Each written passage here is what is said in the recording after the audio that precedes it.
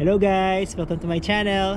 So, it's lunch break as usual and maganda yung panahon, so pumunta muna ako dito sa park para gumawa ng video. And lumalamig na dito sa Vancouver. Although sa ibang part ng Canada nakita ko, like sa Alberta nag-i-snow na, pero dito sa Vancouver hindi pa nag-i-snow eh. So malamig pa lang. As of right now, ang temperature dito sa Vancouver is, check natin ha. So as of right now, ang temperature dito sa Vancouver is 6 degrees Celsius. Tapos makikita natin na sa mga mountains, sa mga bundok-bundok dito sa Vancouver, may mga snow-capped na yung mga mountains. Tapos medyo nararamdaman na rin natin yung Christmas is around the corner. Noong last weekend nga, si Rai, yung bunso namin, sumasayaw na ng All I Want for Christmas umaga pa lang habang nagbe-breakfast kami. So that same day, that night, on that same day, sinatap na rin namin yung Christmas tree namin at saka yung mga parol na nabili namin sa Pilipinas. Tapos dito rin sa city, sa downtown, sa office namin, may mga nagsiset-up na ng mga Christmas trees. And sa downtown, pag nag-iikot-ikot ka, may makikita kang mga Christmas decorations na sa mga establishment, yung mga Christmas lights nila nakalabas na. Pero hindi yan na gusto kong pag-usapan natin guys. Ang gusto kong pag-usapan natin is yung naibalita like few weeks ago na pagpapauwi raw ang Government of Canada ng 1.2 million temporary residents from Canada. So papauwi nila ang mga ito. And sabi dito sa report na nabasa natin, Canada is set to see 1.2 million temporary residents leave next year. So dahil nga sa napabalitang ito na 1.2 million na mga temporary residents ang pauwi ng Canada, maraming mga modus o maraming mga ginawang attempt yung mga may expire na yung visa nila kung paano sila mag-stay dito sa Canada. And sabi dito sa report na isa sa mga modus na ginagawa ngayon ng mga temporary residents, particularly ng mga international students, is yung magsisik sila ng refugee status or asylum. Sabi nga dito sa report na nabasa natin, one expected route people appear to be making is asylum claims, also known as refugee claims. Canada saw 132,000 refugee claims made as of September year to date, up to 38% from last year. More so, 63.9% of those claims were filed at inland offices, meaning those making a claim were already in the country. So, sabi dito guys na out of 133 refugee claims na i-record na ng government as of September, 63.9% of those claims daw na i-file ng mga tao, ng mga refugee na nandito na sa Canada. So, nandito sila sa Canada, pumunta sila dito as temporary residents, and then once na nandito na sila, nag-file sila ng refugee status or nagki-claim sila ng asylum. And sabi rin dito sa report, about 13.7 thousand of this year's refugee claims were people on study permits.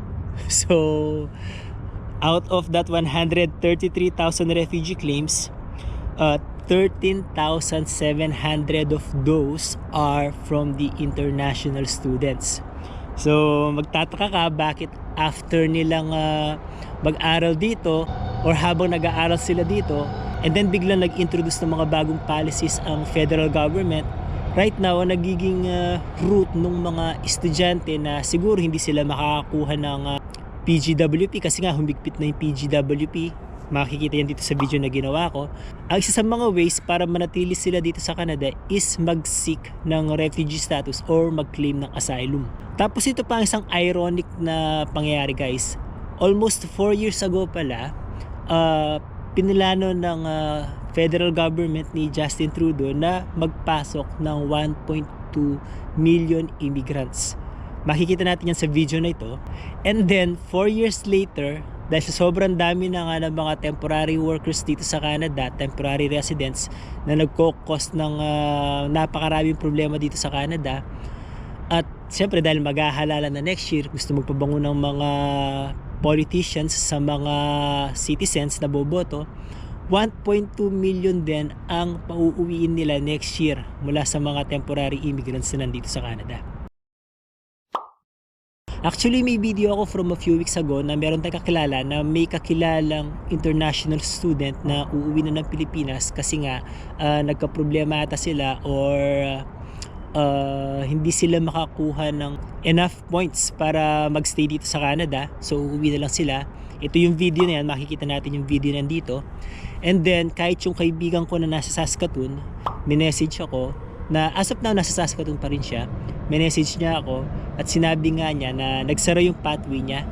So, although gumagawa pa rin siya ng paraan or naghahanap siya ng ibang way para manatili dito sa Canada, medyo nakakalungkot nga lang na marami tayong mga kakilala na nagbakasakali dito sa Canada, and then all of a sudden, because of the sudden changes in the immigration policies, so nagsisik sila ng way para makapag-stay pa rin dito sa Canada.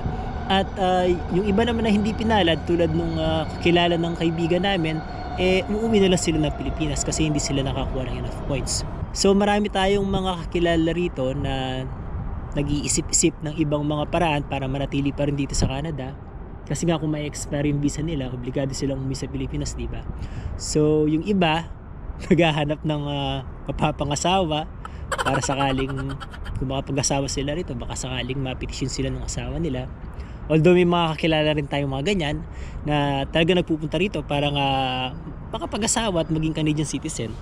Tapos yung iba naman is magi-stay dito kahit may expire na yung visa nila or kahit expired na yung visa nila, and in the process magiging undocumented sila. Tapos yung iba naman, I hope huwag yung gagawin to, is nagpa-file sila ng refugee status. Pero ang masasabi ko lang guys na kung nandito na kayo sa Canada, always seek the means para manatili kayo dito ng legal. Huwag kayong gagawa ng mga bagay na maaaring mag-jeopardize sa status nyo rito, and in essence, baka ma-jeopardize yung future nyo dito sa Canada. At baka pauwi kayo, ma-blacklist kayo dahil nga nag-falsify kayo ng mga documents or hindi kayo nagsabi ng mga totoong information regarding sa status nyo rito. Huwag nyo gagawin yon. Marami namang paraan para manatili rito, pero I suggest mag-consult kayo sa mga immigration lawyers o sa mga immigration consultant para sigurado at sureball ang mga gagawin yung moves para manatili kayo dito sa Canada. So I hope kung nanonood kayo sa video na ito, hindi kayo kasali doon sa 1.2 million na pauwi ng gobyerno next year sa kanilang mga bansa. Lalong-lalo na like a few days ago, nagbabala si President Trump na kung hindi aayusin ng Canada ang kanilang mga borders at ang kanilang mga policy pagdating sa immigration, baka taasan ni Trump ng 25% ang tariff na ine-export ng Canada sa Amerika. So there you go guys. I hope kahit papaano nagkaroon kayo ng idea kung gaano kahirap yung sitwasyon ngayon dito ng mga temporary residents. And kung isa kayo sa mga temporary residents na nakakaranas kayo ng mga policy changes na ito, always remember to pray to God at humingi kayo ng tulong. Huwag kayong mawawalan ng pag-asa. Nandito na kayo, gumawa kayo ng mga legal ways para manatili kayo rito. Kasi nga nagbakasakali kayo dito at nakakapanghinayang naman kung uuwi kayo sa Pilipinas ng luhaan kumbaga. So there you go guys. I hope at paano nag-enjoy kayo sa video na ito, and if you don't mind, please don't forget to subscribe to my channel, like this video, click the notification bell, and share this video with your friends. And also don't forget to drop your comments na rin. Maraming salamat po. Hanggang sa susunod. Bye!